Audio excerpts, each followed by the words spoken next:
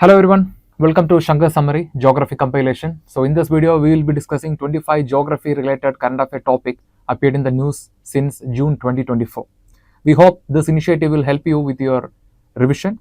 So without much delay, let's begin the discussion. So here you can see the list of topics that we will be discussing today. So there are nearly 25 topics. So we'll begin with the first question and the first topic. The topic is Glacial Lake outburst flood. Why it is in the news? Because recently, last year, with the onset of the monsoon, the State Disaster Management Authority of Uttarakhand decided to conduct a vulnerability study, and they conducted a study on 13 glacial lakes, and they found that out of the 13, 5 are in the high risk zone. So let us discuss a prelims practice question related to this. Consider the following statements. It's a match the following question, and you have to find the correctly matched pair. Here you can see a region, and another here you can see an associated glacial lake. And first is Sikkim, it is matched with the South Lohang Lake. The second, Bhutan, it is matched with the Imjasho. And the third, Uttarakhand, it is matched with the glacial lake Vasudhara Tal. Which of the pairs are correctly matched? The correct answer is option B, 1 and 3 only. Because here you can see that the Imjasho, it is not located in Bhutan, it is located in the nation of Nepal. So therefore, the second pair is incorrectly matched. So coming to the glacial lake outburst flood. So we know that glaciers are one of the geomorphic agents which plays a significant role in the land formation. And you can see they forms a lot of landforms, for example, Hanging Valley, Ribbon Lake, U-shaped valley. And in that way, one of the landforms formed by these glaciers are known as glacial lake. So here you can see an illustration of this glacial lake. So here you can see water, and it is protected by moraine dam. Moraines are nothing but the rocks and debris deposited by the glacier. So here in the water is blocked by this moraine dam, but due to some triggering factor, that can be an earthquake or man-made causes like heavy construction or explosion or increased rate of melting, this water pressure will increase, and that will eventually break the moraine in a sudden point, and that releases a large amount of water downward, and it destroys infrastructure and results in loss of life. So this phenomena is known as glacial lake outburst flood. So it can be caused due to melting of glacier, avalanches, impact of climate change, or volcanic activity. So here the correct answer, like I mentioned, it is option B. And the second pair is incorrectly matched because the Imjasho, it is not located in Bhutan, it is located in Nepal. So coming to the next, we have a news related to volcanic eruption. So this volcanic eruption happened in the Pacific Ocean. The volcano is Tonga volcano, and it erupted in the year 2022. And this is believed to alter the weather pattern for the next decade. So we have a prelims practice question related to this. The question is, with reference to the Tonga volcanic eruption, consider the following statements. Statement 1, it caused a significant cooling effect on Earth's surface due to sulfate aerosols. Statement 2, it released large quantities of water vapor in the stratosphere. Statement 3, it contributed to the depletion of ozone layer in the stratosphere.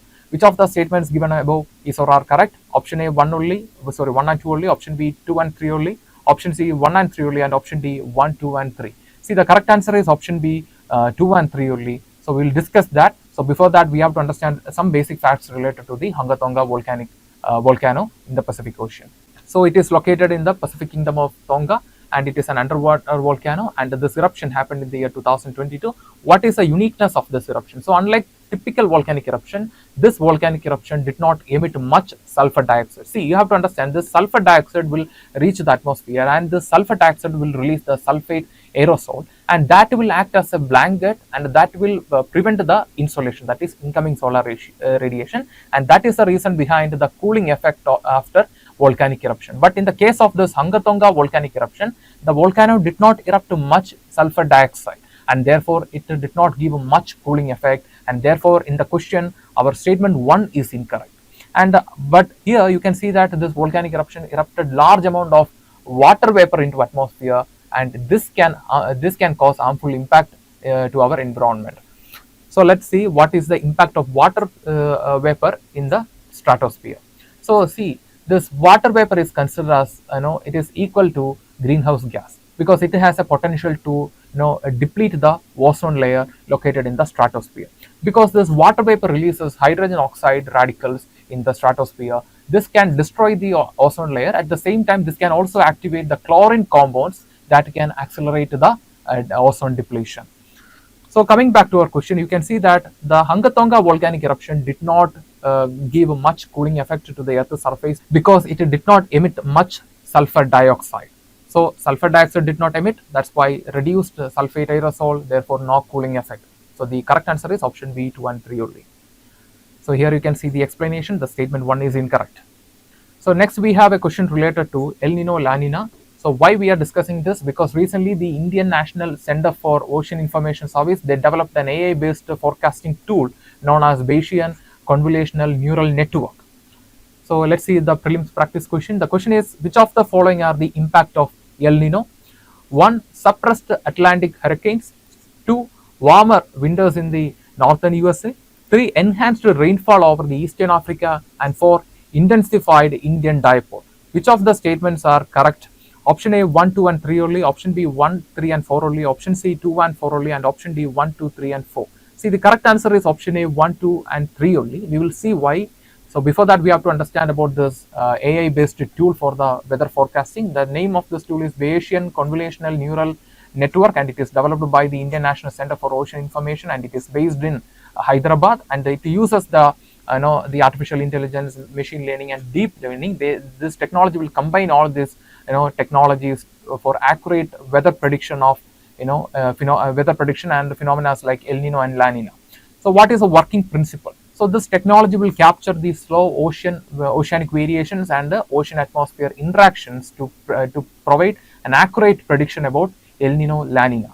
So coming to this phenomena, El Nino, La Nina, we know that El Nino is nothing but an abnormal or unusual warming of the sea surface temperature, sea surface in the central and the eastern Pacific, and this phenomena has a potential to disrupt the normal weather pattern. So here you can see the difference between normal year and El Nino year.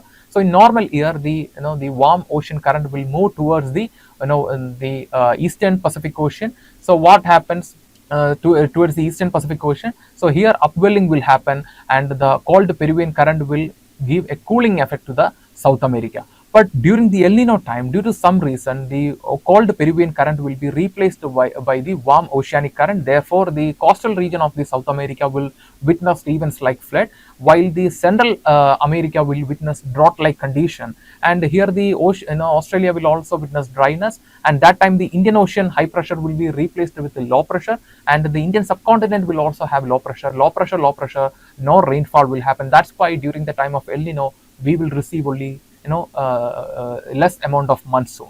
And coming to the next phenomena, that is La Nina, it is exactly opposite to El Nino.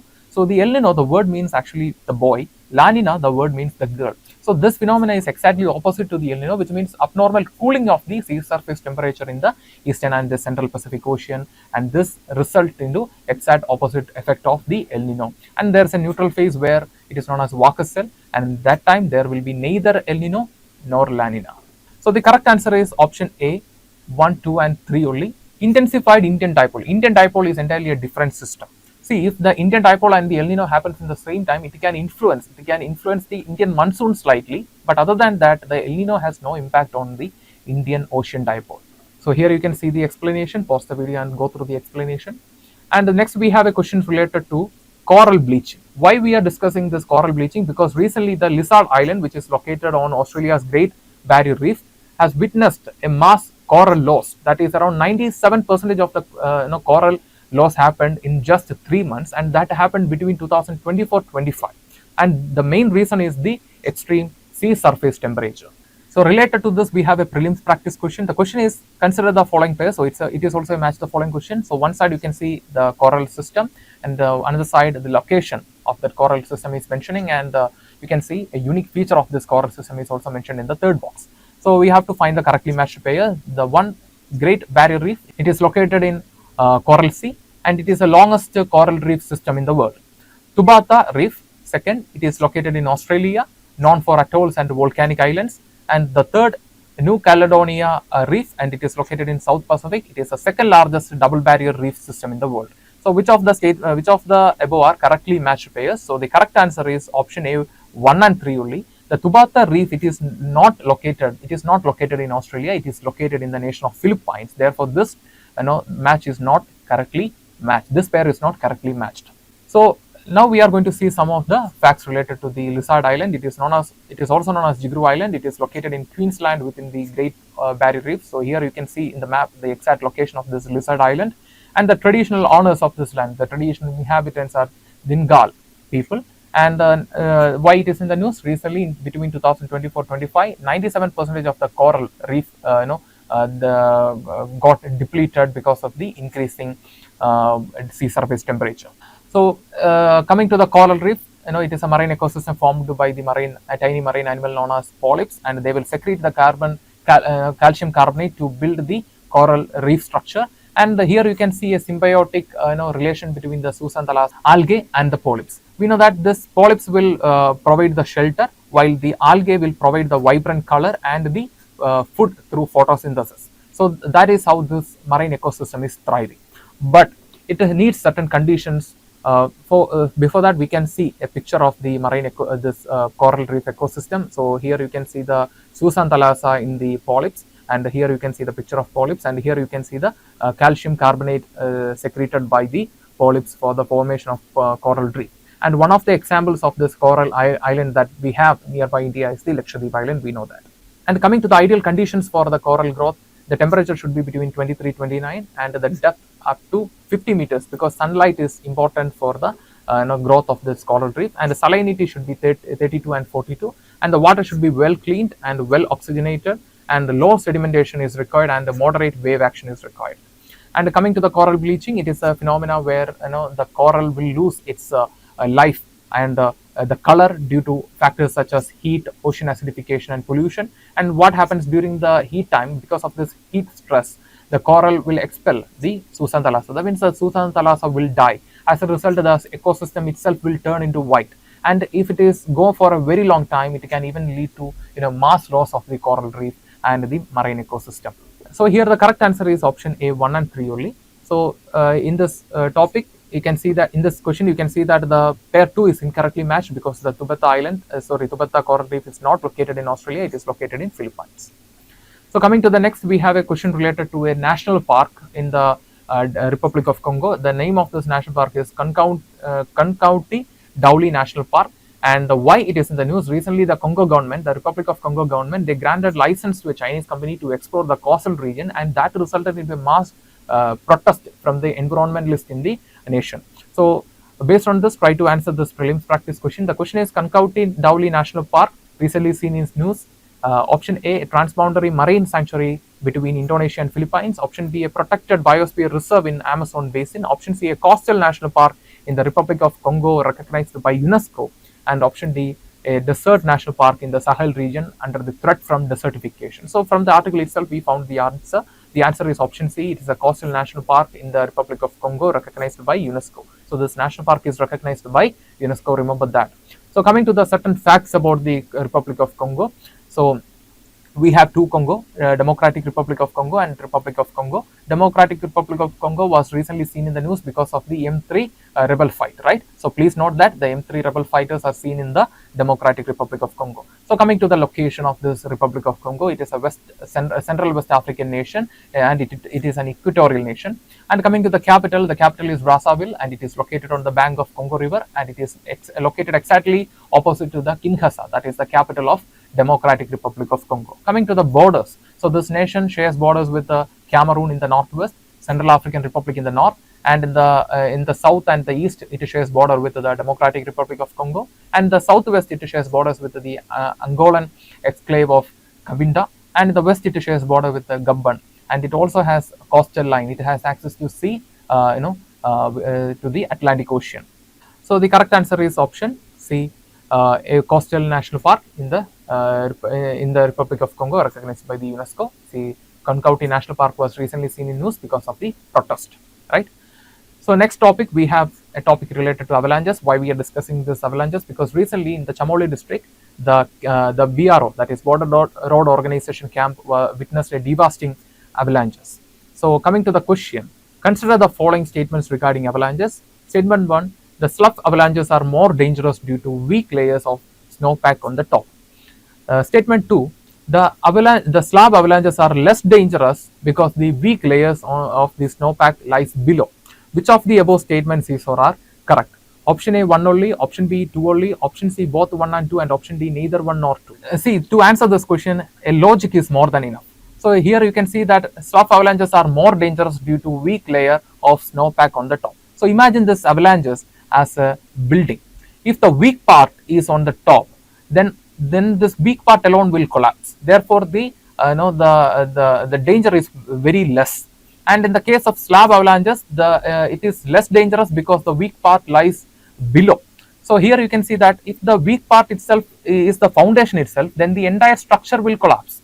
Therefore, it can lead to more human life loss, and it can be more dangerous. So in this case, you can see we can apply simple logic and we can answer this question. So here both the statements are incorrect.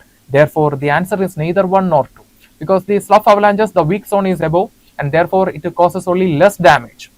And in the case of slab avalanches, the weak zone lies below, therefore it causes more damage. So here the statement goes wrong. So before that, we have to understand some of the important facts related to avalanches. So it is a shift moment of snow, rock, ice, soil and other debris downward in a mountainside. And how this avalanches begin. So it starts with an unstable snow mass breaks away and accelerates towards the towards its movement in the mountainside. And coming to the type of snow avalanches, first we have the sloughs. So they are small dry snow slide occurring when weak layer is on the top. So here the slough avalanche is nothing but the top part of a building. Therefore, it is generally less dangerous. And the next is slab avalanches. So they are large dangerous slides where here the weak layer will be in the below. That means here the foundation itself is weak. So therefore, there is a chance that the entire structure will collapse. So that's why in our question both the statements became incorrect. And what are the factors influencing avalanches? Conditions like storminess, temperature, that means melting of the ice, wind, slope or the steepness of the topography, and the fresh snowfall affecting can also influence the avalanches. Fresh snowfall can increase the intense density, and that can create more pressure. Therefore, the avalanches can happen sometimes. So in our question, both the statements are incorrect because the slough avalanches are less dangerous while the slab avalanches are more dangerous. So here the statement goes wrong. So here you can see the explanation. Pause the video and go through the explanation. World's strongest ocean current is slowing down rapidly. Scientists warn it could have a scary effect on Earth. The article is talking about Antarctic circumpolar ocean current system. So recently a group of scientists from Australia, they found that this ocean current system is slowing down and this could have a scary effect on Earth. So let us discuss a prelims practice question related to this topic. So consider the following statements regarding the Antarctic circumpolar current. So statement 1, it is a westward flowing ocean current system. Statement 2, it is the world's strongest ocean current system. And statement 3, it influences global ocean circulation, climate and Antarctic ice sheet stability. Which of the above statements is or are correct? Option A 1 and 2 only, option B 1 and 3 only, option C 2 and 3 only, and option D 1, 2 and 3. So before answering the question, we have to understand the certain facts related to this Antarctic circumpolar current. It is the world's largest and the strongest ocean current system that flows continuously around Antarctic continent from west to east direction. And coming to the route, it circles Antarctica through Southern Ocean, connecting 3 important water bases, that is Atlantic, Pacific and the Indian Ocean. And coming to the historical significance, you can see that this ocean current formed around 30 million years ago when the Antarctic continent separated from South America, and that unblocked that provided a free opportunity for the water flow. And the next is it influences the climate because it helps regulate the global temperature by isolating Antarctic cold climate. And the next is it has a carbon storing capacity, therefore it also plays an important role in controlling the temperature. So now we will see the correct answer. The correct answer is option C, 2 and 3 only. It is not a westward flowing current, it is an eastward flowing current. So in this picture you can see that the direction of the Antarctic circumpolar ocean current system, it is flowing from west to east. Therefore the statement 1 is incorrect. So next we are going to discuss this Pyro-cumulonimbus cloud. So why we are discussing this? Because recently the wildfire in US resulted into the formation of Pyro-cumulonimbus cloud. So the question is, consider the following statements regarding Pyro-cumulonimbus cloud. So statement 1, these are a thunder cloud which are formed due to rapid heating of Earth's surface. And statement 2, the formation of the Pyro-cumulonimbus cloud is harmful to the Earth atmosphere. Which of the above statements is or are incorrect? Option A 1 only, option B 2 only, option C both 1 and 2, and option D neither 1 nor 2. So before understanding the correct answer, we have to understand certain facts related to this Pyro-cumulonimbus cloud. So definition, So it is a thunderstorm formed due to intense heat from wildfire or volcanoes. Because of this wildfire or volcanic eruption, the earth surface will heat, therefore the surroundings will be heated. So the warm air will move upward, and that results into the formation of this thunderstorm cloud known as Pyro-cumulonimbus cloud. So the formation is, the hot smoke rises, it cools down as usual in the case of the common cloud formation. Water vapor condenses on ash, and that results into the formation of this cloud. And what are the key features of this this pyrocumulonimbus cloud? First, it can cause dry lightning, strong wind, localized rain, and sometimes even fire tornadoes. And what are the environmental impact associated with this pyrocumulonimbus cloud? It sends smoke and ash into the atmosphere, that is to the stratosphere, which is a very sensitive zone of the atmosphere. Therefore, it can affect the ozone layer, and it can also affect the upper atmosphere, and also affect the climate pattern or weather pattern. So some of the examples, for example, the pyrocumulonimbus clouds were recorded during Australian bushfire in 2019-20, Arctic wildfire in 2020, and then in Canadian wildfires. So the correct answer is option D, neither one nor two. So the question is, which of the following statements are incorrect? But here in the both statements are correct.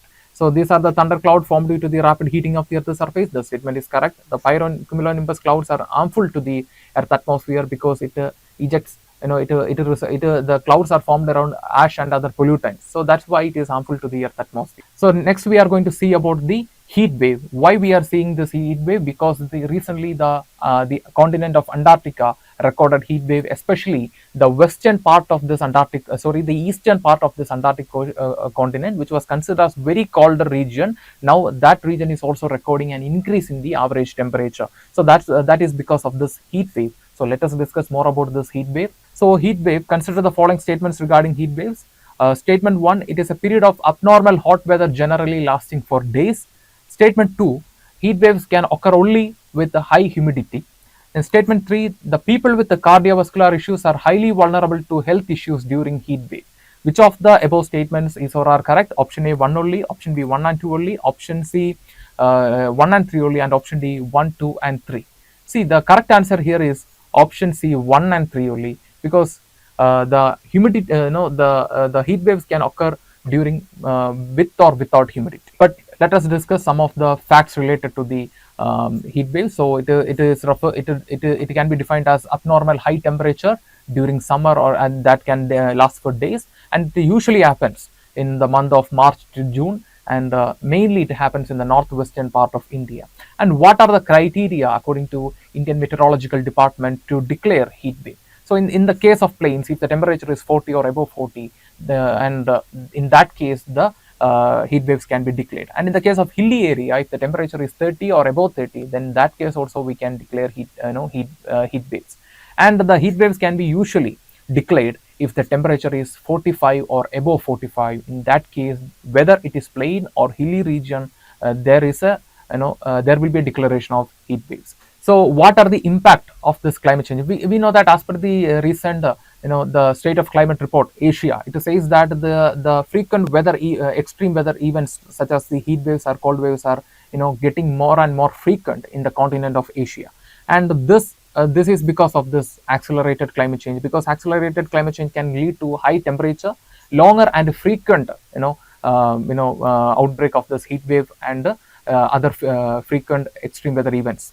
And it can also affect the health. For example, it can lead to health fatalities, and sometimes it can affect cardiovascular health, pulmonary health, and it can even lead to clotting of blood, and fatigue, and other health issues can also happen. So here the correct answer is option C, 1 and 3. Statement 2 is incorrect. The heat waves can occur with or without humidity. So next, frequent mass wasting in Tibet, a cause for worry in India. So recently the Tibet is recording an increasing case of mass movement. We know that mass movement means mass movement of soil and other debris downward in a steep region, right? That is known as mass movement. So with this, we will see a prelims practice question. The question is, consider the following. State 1, gravity, slope, weathering, rain. Which of the above can act as a factor behind mass movement? Option A, only 1, option B, 2 only, option C, 3 only, and option D, all the above. The correct answer is all the above. but we have to understand about certain facts related to the mass movement. So mass movement can be defined as a downslope movement of soil, rock and other debris under the influence of gravity. There should not be any other agent like water, glacier, there should not be nothing. The only influence should be gravity. And coming to the types of mass movement, you can see that first is soil creep. So the soil creep is very slow downhill movement of debris, and that cannot be usually witnessed with the naked eyes, but we can observe the soil creep through certain evidences like tilted trees and tilted fences. And the next is fall. So for example, this rock fall is an example. That means a sudden free fall of rocks and other debris in the steep slopes. And the next we have the slide. The best example we have is the landslide. Lands or soil moves as a single unit down a slope once it attains the saturation. So that is also is also a type of mass movement.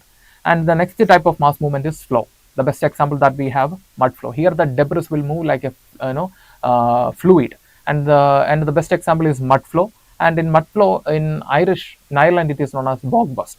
So coming to the right answer, so all the factors, gravity, slope, weathering and rain, can act as a factor behind the mass movement. Therefore the correct answer is all the above. So gravity is the main driving force behind all the mass movements, so it pulls the materials downhill. And the next is slope. The steeper the slopes, more prone to mass movement. If a region is more, it has more steeper topography, then that region is more vulnerable to mass movements. And the next is weathering. Weathering weakens the rock and soil and making them more likely to move. And the next is rainwater. Rainwater adds weight, and at the same time it reduces the friction. So therefore it can also act as a factor behind the mass movement. The topic is monsoon. Why we are discussing this topic? Because recently the Indian Meteorological Department announced that this year the India may receive above average monsoon because the possibility of El Nino has been ruled out. So let us discuss a prelims practice question related to this topic. The question is, consider the following statement. Statement 1, in Asia, Indian Ocean summer monsoon is usually associated with heavy rainfall, while the winter monsoon is associated with low rainfall. And statement 2, unlike other regions of Asia, the Pacific coast of Southeast Asia experiences heavy rainfall during the winter monsoon. Which of the following statements is or are correct? Option A, both the statements are correct, and the statement 2 is the correct explanation of statement 1.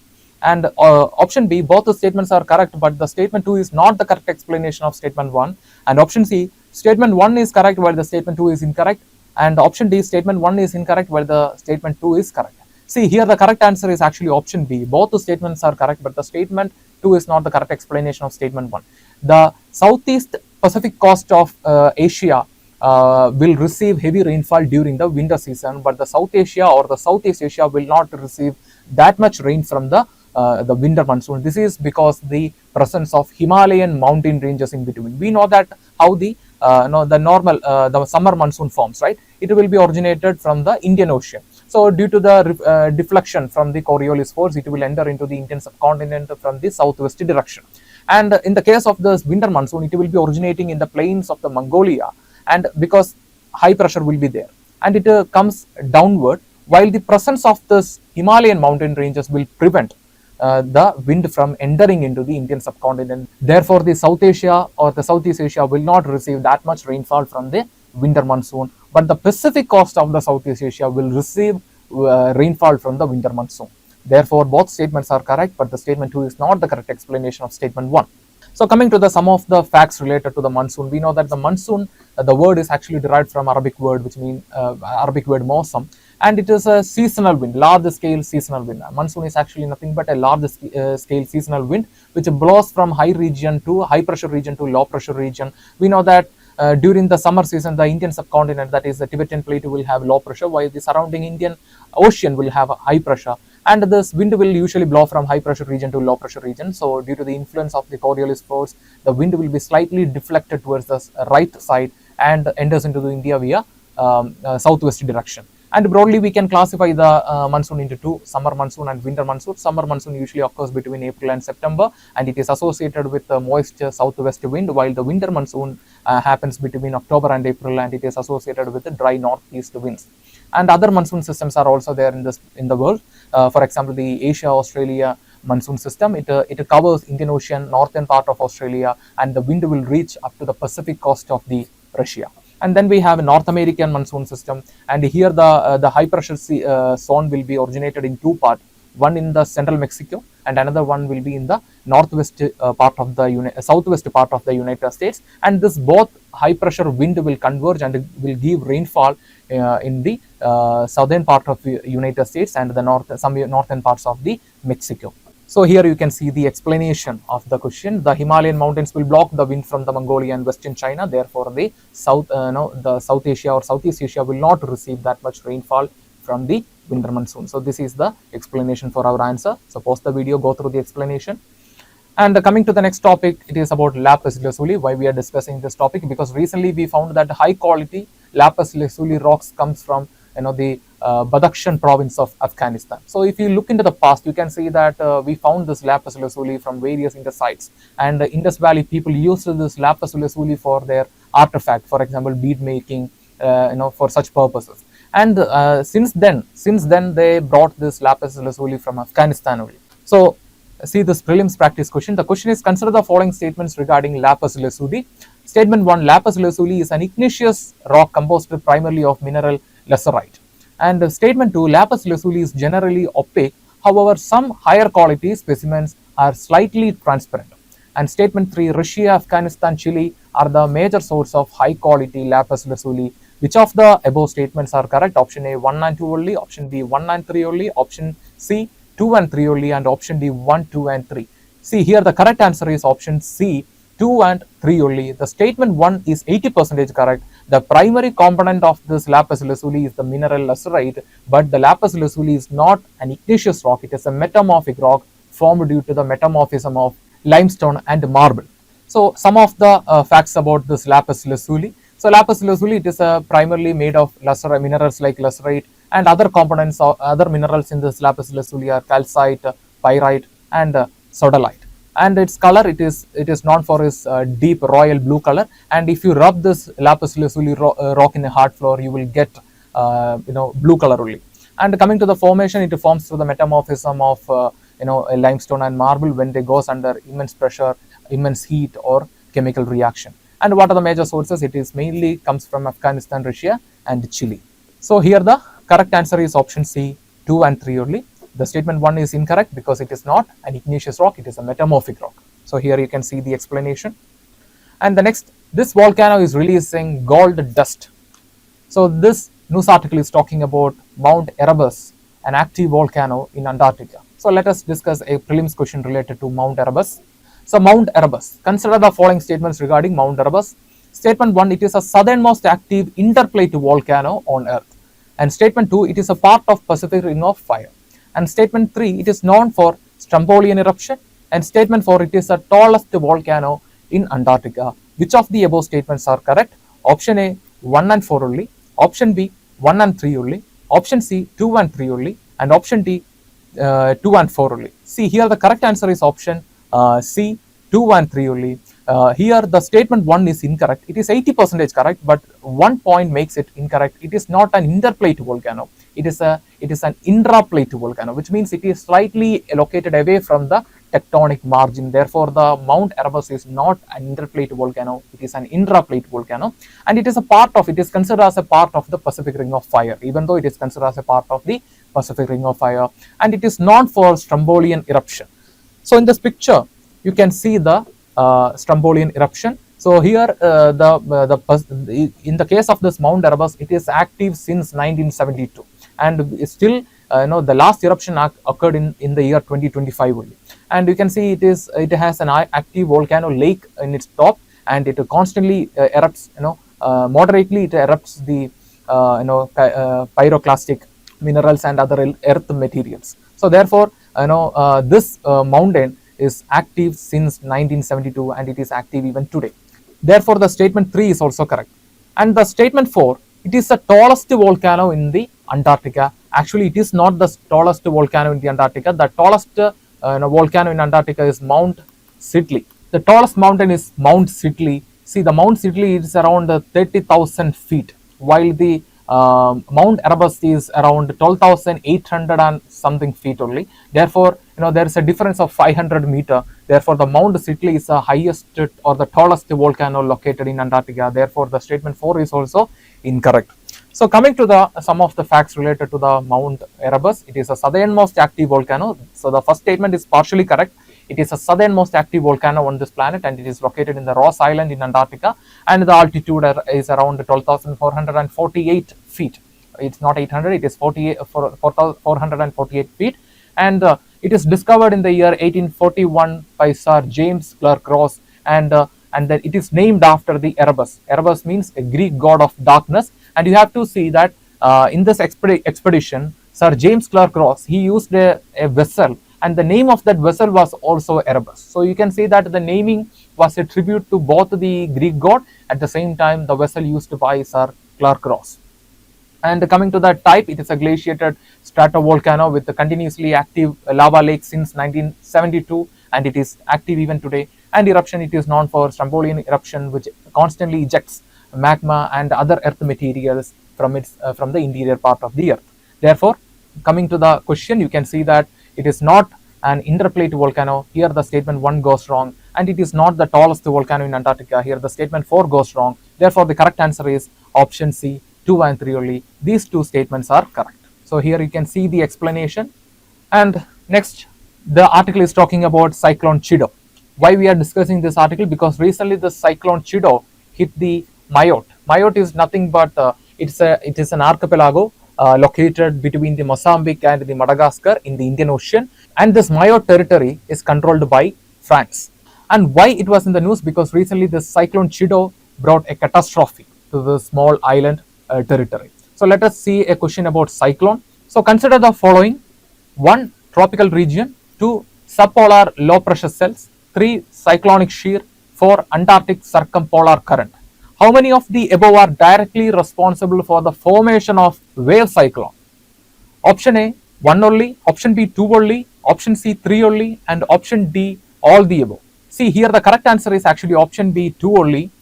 This subpolar low pressure cells and the cyclonic shears are directly responsible for the formation of wave cyclone, but the Antarctic circumpolar and the tropical region are not directly responsible for the formation of the wave cyclone. So to answer this question, we have to understand what is meant by wave cyclone. See, if you say wave cyclone, most of us won't get it, but it is popularly known as extratropical cyclone or mid-latitude cyclone, which is usually found in the temperate region. It is not found in the tropical region, and it is a frontal cyclone also. That means it is formed due to the frontogenesis.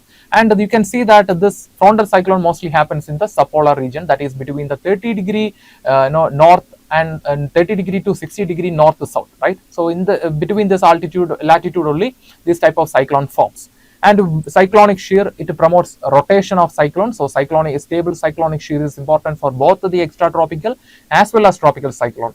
And the Antarctic circumpolar current is the strongest current that is rotating the Antarctic continent. So it has no direct connection with the formation of wave cyclone. So we can eliminate that too. Therefore, the two factors, that is subpolar low pressure cells and the cyclonic shear, are directly responsible for the formation of wave cyclone. So coming to the some of the facts related to the wave cyclone, it develops along the polar front, where the cold polar air meets the warm tropical air, and it has different stages. So first is the mature stage. So in this stage, the warm front and the cold front forms a wave shape. So here you can see the wave shape. So that's why when it develops, it forms a wave shape. That's why it is also known as wave cyclone. And the next is occlude stage. In the stage, the cold current overtakes the warm front. We know that the warm air and the cold air, or warm water or the cold water, if you take that, you can see that the warm water will be much less denser than the cold water. In the same case, that is the same in the case of this air also. So the warm air will be much it has less density than the cold air. So what happens is that the warm air from the tropical region will approach towards the north, and the cold air from the polar region will come downward. So what happens is that when they meet, this cold air will sink and it will lift the warm air. So as a result, this cyclone will be formed. So once the lifting is completed, that time the dissolving stage will come. That means from here onwards, the cyclone will slowly dissipate. So you can see that So these are the three major stages for the development of frontal cyclone or extratropical cyclone or the wave cyclone. And later, what is the guiding force? The polar jet stream is the steering force for the mid-latitude cyclone. So under the influence of this polar jet stream only, the cyclone will move. So coming back to the question, we can see that we can eliminate the tropical region because this wave cyclone or the extratropical cyclone will happen in the temperate region. Therefore, the 1 can be eliminated, and the 4 can be also eliminated because the Antarctic circumpolar current, it is rotating, it is circulating around the Antarctic continent. Therefore, it has also no direct responsibility with the formation of wave cyclone. Therefore, the correct answer is option B, 2 only. So here you can see the explanation. Pause the video and go through the explanation.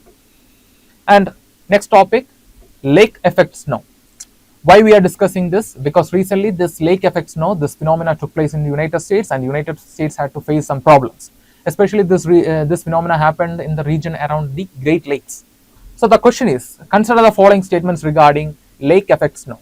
Statement 1, it is a localized weather phenomena that occurs when the warm, moist air passes over the warm water bodies. Statement 2, it can result in heavy precipitation in the form of rainfall and snow. Which of the above statements is or are correct? Option A, 1 only, option B, 2 only, option C, both 1 and 2, and option D, neither 1 nor 2. See here, the correct answer is option B, 2 only. It is a localized weather phenomena that occurs when the cold, dry air passes over warm water bodies.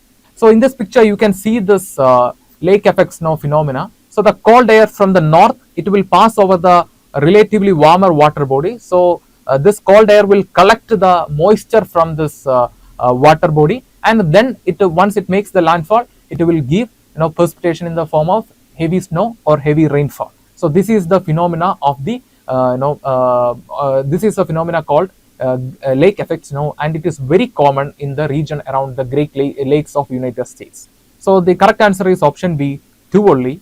It can result in heavy precipitation in the form of rainfall or snow. That statement is correct, but it is a localized weather phenomena. That is also correct, but it happens when the cold, dry air passes over the warm water bodies, not the warm, moist air passes over the warm water bodies. So here the correct answer is option B, 2 only.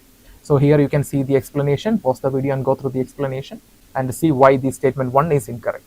So look at this news article which is talking about the March 23 or M23 rebel group. We know that in M23 rebel group, a Rwanda supported rebel group, they are fighting in the Democratic Republic of Congo, and recently we saw them in the news, right? So based on this, we will practice a prelims question. The question is, consider the following nations: 1 Cameroon, 2 Zambia, 3 South Sudan, 4 Gabon, and 5 Uganda. The question is, which of the above nations share border with the DRC, that is Democratic Republic of Congo? Option A, 2 only, option B, 3 only, option C, 4 only, and option D, all the above. See, the correct answer is option B, 3 only, because the Cameroon, it is located in the northwestern part of the DRC, but it is not sharing direct border with the DRC. And the next Gabon, it is located in the western margin of the African continent, and this nation is also not sharing direct border with the DRC. But the Zambia, it is sharing border with the DRC in the south. The South Sudan, it is sharing border with the DRC in the north, and Uganda, it is sharing border with the DRC in the northeast direction of the DRC. So here you can see the map of the Democratic Republic of Congo. So here the nation Gabon, and here you can see Cameroon, and both these nations are not sharing direct border with the Democratic Republic of Congo. But at the same time, Zambia, it is sharing border with the south. Uganda, it is sharing border from the northeast, and the South Sudan, it is sharing border with the DRC from the north. So the correct answer is option B, 3 only. The news article is talking about the G20 summit last year. It was hosted by the nation of Brazil, and we will practice a prelims question based on this. See, the question is, consider the following nations: 1 Guyana, 2 Brazil, 3 Peru, and 4 Suriname. Which of the above nations are covered by the Amazon basin? That is, Amazon basin, we know that river basins are nothing but the total area drained by a major river and its tributaries and distributaries. So for this question, the answer is actually option D, all of the above. All the nations are falling under the the coverage of the Amazon basin. So look at this map. So in this map, you can see the Amazon basin. So the major portion of the nation Brazil falls in the Amazon basin only. At the same time, you can also see Guyana, Suriname, and Peru. Therefore, all the options, all the nations given in the question falls in the Amazon basin only. Therefore, the correct answer is option D, all of the above. So moving to the next article, it is talking about the Shanghai Cooperation Organization Summit, which was held in Kazakhstan last year, and this Shanghai Cooperation Organization Summit resulted into Astana Declaration 2024. So remember, the Astana Declaration 2024 is related to which summit? It is related to SCO summit, that is Shanghai Cooperation Organization Summit. So the question is, consider the following statements regarding the nation of Kazakhstan. Statement 1, it is the largest landlocked nation in the world. Statement 2, it shares border with the Dead Sea. And statement 3, the southern part of the Ural mountain extends to the steppes of Kazakhstan. Which of the above statements is or are incorrect? The option is option 1, 1 and 2 only, option B 2 only, option C 2 and 3 only, and option D 1, 2 and 3. See, the correct answer is actually option B 2 only. Only the statement 2 is incorrect. Kazakhstan, it is sharing border with the Caspian Sea, not Dead Sea.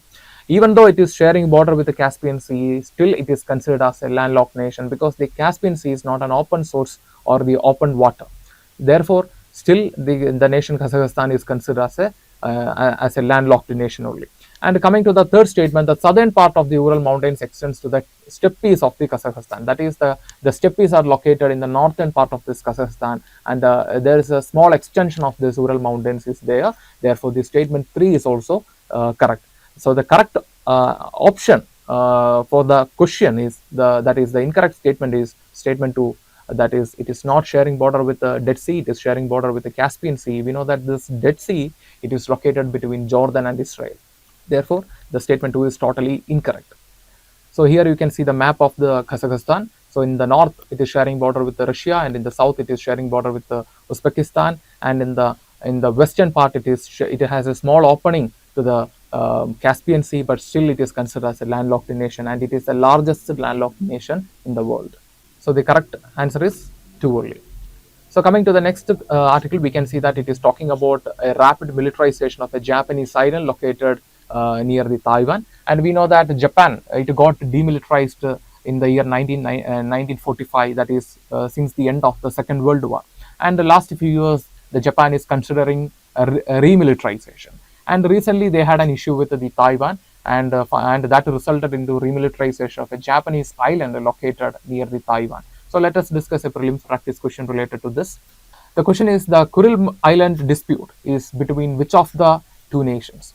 Option A, Indonesia and Philippines. Option B, Russia and Japan. Option C, Taiwan and Japan. And option D, Indonesia and East Timor. See, the correct answer is actually option B, Russia and Japan. So look at this map. This is the archipelago or the Kuril Island group, and this, you can see that this island group is it is separating the Sea of Okhotsk and the Pacific Ocean. And you can see that since 1855, the Japanese empire, that time Japan was an empire, and that time since that time Japan claimed the border up to this. But after the Second World War, the Russia claimed a border from the from little bit south, and that resulted into a conflict between a territorial dispute between Japan and the Russia, and this dispute is also known as Northern Territory Dispute. So the correct answer is option B, Russia and Japan. So the Northern Territory Dispute or the Kuril Islands Dispute is a dispute between Russia and Japan. So coming to the next article, it is talking about the collapse of the Assad regime in Syria. We know that Syria, the West Asian nation, which witnessed a decade-long civil war since 2011, right, since the Arab Spring. And recently, in last year, the conflict in Syria came to a temporary end with the fall of the Assad regime, that is the fall of the Bashar al-Assad government. So based on this, let's practice a prelims practice question related to the nation of Syria. The question is, consider the following statements regarding Syria. Statement 1, it is a landlocked nation located in the western part of the Mediterranean Sea. Statement 2, it shares border with the 7 nations, and the question is, which of the above statements is or are incorrect? Option A, 1 only, option B, 2 only, option C, both 1 and 2, and option D, neither 1 nor 2. See, the incorrect statements, both the statements are actually incorrect. First statement we will see. So it is not, first of all, Syria is not a landlocked nation. It has open coastline with the Mediterranean Sea, and that is around 180 kilometers. And you can see another mistake in the statement is that the Syria is not located in the western part of the Mediterranean Sea. It is located to the eastern part of the Mediterranean Sea. So therefore, here also the statement is wrong. And coming to the second statement, the Syria is not sharing border with the 7 nations. It is sharing border only with the 5 nations. They are Iraq, Jordan, Lebanon, Israel, and Turkey. Therefore, this statement is also incorrect. So look at this map. You can see that towards the west of the Syria, it is sharing open, coastline with the Mediterranean Sea. At the same time, it is sharing border with Turkey in the north and Iraq in the southeast, and with Jordan in the south. And towards the southwest, it is sharing border with Lebanon and Israel. Therefore, it is sharing border with only 5 nations. That's why the statement 2 is incorrect. Therefore, the correct answer is option C. Both the statements are incorrect. The topic is landslide. Why we are discussing this topic? Because recently the IIT Delhi created the first high resolution Indian landslide susceptibility map. We know that this landslide susceptibility map was developed by the Geological Survey of India, and this mapping is used for classifying the regions based on the risk of developing landslide, right?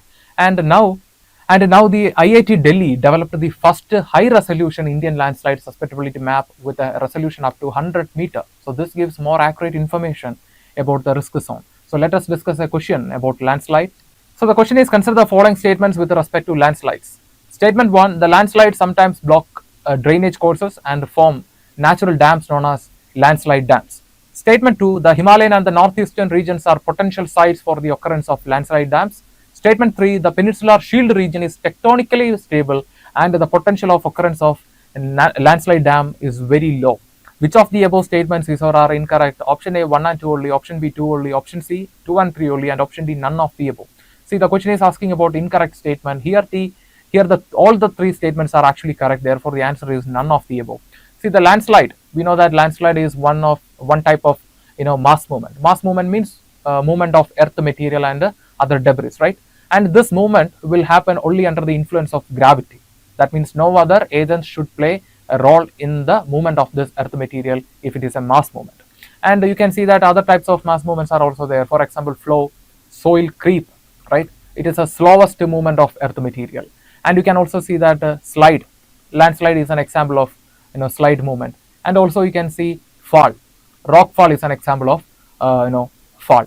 And you can see that the statement 1 is actually correct, because landslide, sometimes the debris will block the drainage courses and forms landslide dam. Therefore, the statement 1 is correct.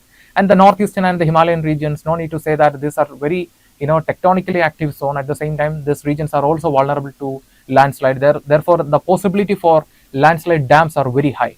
And the third statement, the peninsular shield region is tectonically stable. Therefore, the occurrence of landslide dam is very low.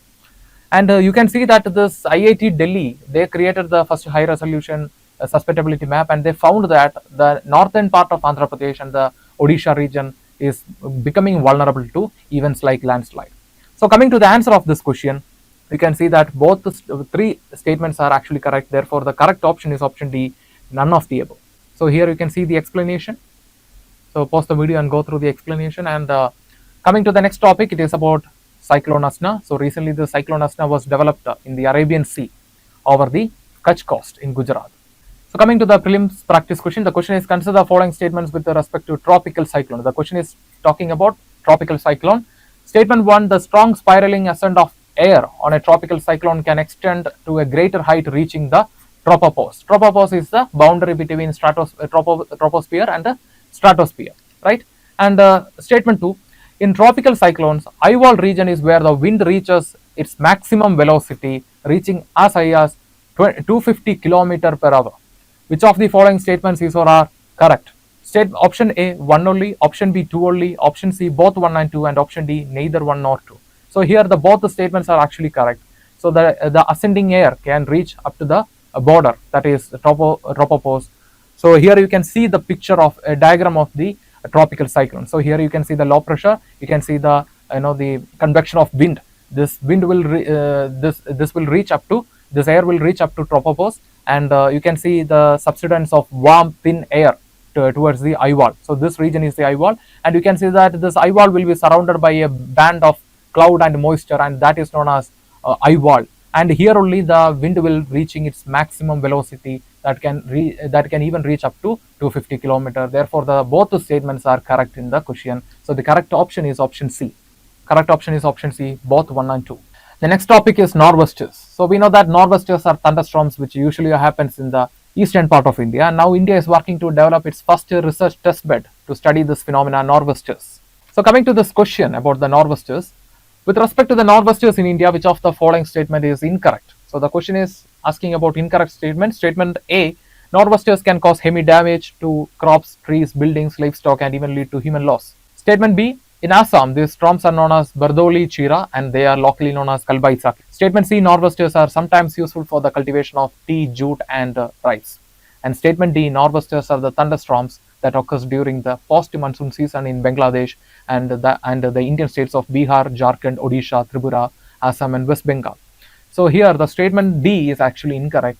The Norwesters are severe thunderstorms. Yes, the statement is correct up to here, but it occurs during the pre-monsoon season, not in the post-monsoon season. Therefore, the statement D is incorrect. So coming to the certain facts about this Kalbaisaki or the Norwesters, you can see that it usually happens in the pre-monsoon season, that is between the months of March and May, and it affects the eastern and the northeastern part of India, Bangladesh, and southern Nepal and Bhutan. And it occurs when the warm air from the Indian subcontinent meets the moist air from the Bay of Bengal, and that results into thunderstorm. And it usually formed over the states of Bihar, Jharkhand, Odisha, and West Bengal, and then it moves towards the direction of southeast. And this results in heavy rainfall, hailstorm, and occasional tornado. And this can bring damage to property, crops, and sometimes it can even lead to fatalities in the rural areas. And usually this thunderstorm happens in the afternoon and will get over by night. So the statement D is incorrect because it is not a post-monsoon thunderstorm, it is a pre-monsoon thunderstorm. So coming to the next topic, you can see that this news article is talking about Olympus Mons, which is located in Mars, and Olympus Mons is considered as the largest volcano on the solar system. So recently a group of scientists found 150,000 ton of water frozen in the caldera of this Olympus Mons. So let us practice a prelims question about this volcano, the largest volcano in the solar system. So the question is, consider the following statements regarding the Olympus Mons. Statement 1, it is the largest stratovolcano in the solar system. Statement 2, it is 3 times taller than the Mount Everest. And statement 3, it lies in the region of volcanic activity called Terraces Rise. How many of the above are correct? Option A, 1 only, option B, 2 only, option C, all the 3, and option D, none of the above. See here, the correct answer is option B, only 2. Because the statement 1 is incorrect. It is the largest volcano in the solar system, but this Olympus Mons is not a stratovolcano, it is a shield volcano. It is not a stratovolcano, it is a shield volcano. Therefore, the statement 1 is incorrect. While the statement 2 is correct, it is 3 times taller than the Mount Everest because the height of this Olympus Mons is 24 to 26 kilometer, while the Mount Everest is just 8 kilometer. And you can see that the statement 3 is actually the explanation for the statement 2, because this mountain is that much taller because this mountain lies in the region called the Terraces Rise. So this is a hotspot actually. So we have to understand that the Olympus Mons in the Mars is not a result of any tectonic activity. Instead, it is a result of this Terraces Rise, which is a magma hotspot, and that's why the mountain got this much height. So here we have some facts about the differences between the shield volcano and the stratovolcano. So coming to the shape, you can see that the shield volcano, they are broad and gently sloped, while the stratovolcano or the composite volcano is steep and conical. And coming to the lava type, this shield volcano produces basaltic lava, therefore it easily flows, while the stratovolcano produces andesitic lava, which is very thick, which means it will not flow that much distance. And eruption style effusive, that means in the case of a shield volcano, the lava will usually flow, while in the case of the stratovolcano, this explosion will happen. That means a sudden release of ash and pyroclastic material will happen in the case of composite or stratovolcano. And coming to the frequency of eruption, it is frequent but less violent. The shield volcano is frequent but less violent, while the case of the stratovolcano, the eruption is less frequent, but when it happens, it will be violent. And coming to the layers formed, this shield volcano consists mostly lava layer, but in the case of stratovolcano, it has different layers of lava and ash. And coming to the examples, you can see that Mauna Loa in Hawaii and Iceland islands are. And coming to the examples, some of the examples of shield volcano, the Hawaiian islands and the Iceland volcanoes are some of the examples of shield volcano. At the same time, stratovolcano, the Fuji island in the Japan and St. Helena which is located in the Atlantic Ocean, is an example of stratovolcano. And coming to the impact, you can see that this shield volcano can cause damage to a very long distance, because it flows for a very long distance. The lava will flow for a very long distance, but at the same time, the stratovolcano, when it erupts violently, this can also cause damage. But due to the lack of flow, the damage to distant regions will be less in the case of stratovolcano. So here you can see the statement 1 is incorrect, and both statement 2 and statement 3 are correct. Therefore, the correct answer is option B, 2 only. So here you can see the explanation why the statement 2 is incorrect, and here you can see the two diagrammatic pictures of stratovolcano and shield volcano. And coming to the next topic, it is talking about Mediterranean Sea, and recently a group of scientists studied the Messinanian event. So what is this Messinanian event? We'll see that. So the question is, the Messinanian event recently seen in the news is associated with which of the following? Option A, bending of light from the distant galaxies. Option B, salinity crisis in Mediterranean Sea around 6 million years ago. And statement C, cognitive development in the Homo genus. And D, mass extinction of underwater species in the Cambrian period. See, here the correct answer is option B, salinity crisis in the Mediterranean Sea. We know that around 6 million years ago, the Mediterranean Sea got separated from the Atlantic Ocean, and the flow from the Atlantic Ocean got stopped for some period. And what happened is that because of this high evaporation, the Mediterranean Sea slowly became a salt desert, and this event is known as Messinanian event. But later, through the Gibraltar Strait, the Atlantic Ocean again started flowing into the Mediterranean Sea. As a result, the Mediterranean Sea got refilled, and that's what we are seeing today. And this event is known as Cyclone flood. So here the correct answer is option B.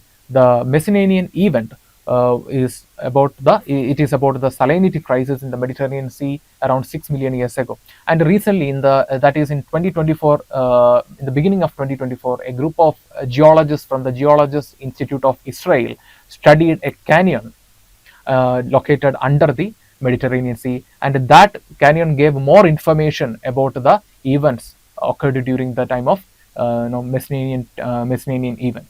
And you can see that in the 2024, a group of geologists from the Geologists Institute of Israel, they studied a canyon located under the Mediterranean Sea, and that gave more information about the events happened during the time of this Messinanian event around 6 million years ago. With this, we are coming to the conclusion for the geography compilation. If you like the video, hit the like button, give your feedbacks as comments, and share this content with your friends. And before leaving this channel, don't forget to subscribe and also hit the bell icon to receive on-time update from Shankar IAS Academy. Thank you for listening to us. Thank you for listening to me. Have a nice day.